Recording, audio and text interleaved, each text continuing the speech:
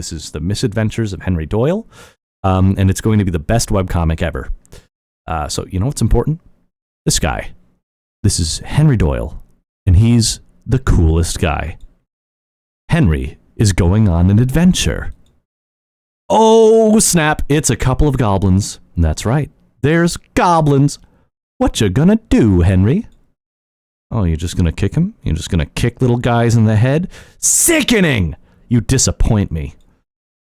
Yeah, they're dead. They're dead. Henry kicked him too good. That's murder. You know what happens next, Henry? That's right. Goblin police. Wait, Henry, don't! Assaulting an officer is a... Wow. Okay. Evading arrest is still a felony, but at least you didn't... You're just not going to face the consequences of your actions.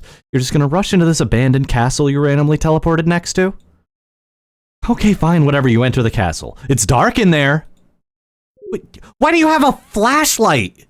You're ruining the mood. You approach a mysterious hooded figure who asks you a riddle. What is sour by sunrise and sweet by sunset? Wait, you're casting what? What does dehydrate do? The lights come on. You dehydrate the hooded figure, who as it turns out was 3 goblins in a long robe all standing on top of each other. They're all dead now because it turns out goblins are mostly water by mass. The answer is raisins. You can't just answer the riddle after committing more murder. I take it back, Henry. You aren't the coolest guy. You're a sick man. There's raisins on his pizza. There's raisins on his pizza. Can you believe this? What do you mean basically the same as pineapple on pizza? This is completely different. You approach the next chamber. Therein stands a mighty chimera. You're casting cement truck? What does that even...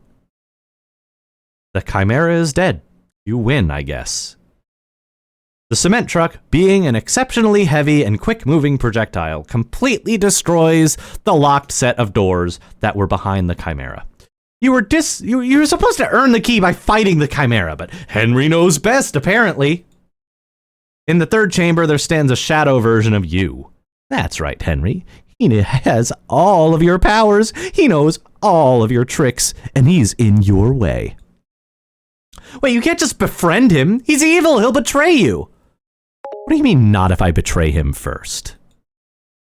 He unlocks the door for you. The next room is full of traps. Pendulum axes, spears that shoot out from holes in the walls and floor, pit traps, boiling oil, and flamethrowers. And you just teleported to the other side. Well, Shadow You can also teleport, so he teleports across. You just kicked him into the spikes. You've only known him for 2 minutes. That's cold, man. The flamethrowers turn on. That's hot. Hey, don't roast a hot dog on it. You enter the 4th chamber. In the center of the room, there stands an empty throne. Now, think carefully about... And you're sitting on it. Well, the bottom of the chair opens and you fall in. Your staff gets stuck on the chair along with your hat. A chute dumps you unceremoniously into a dungeon cell. In the cell, there are many skeletons of adventurers just like you who tempted fate and... No teleporting out this time. This room is sealed with a special shield that prevents you from teleporting out. The only way out is to unlock the door.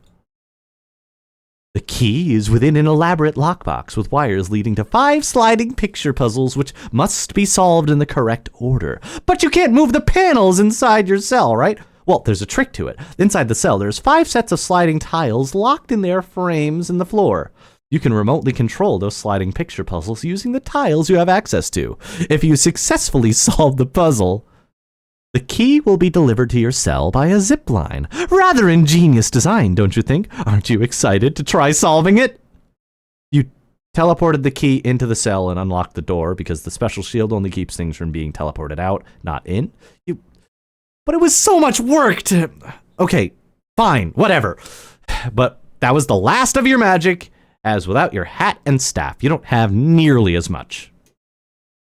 You find a blue robe by the cells. You put it on because it's cold. Unfortunately, it does not replenish your magic.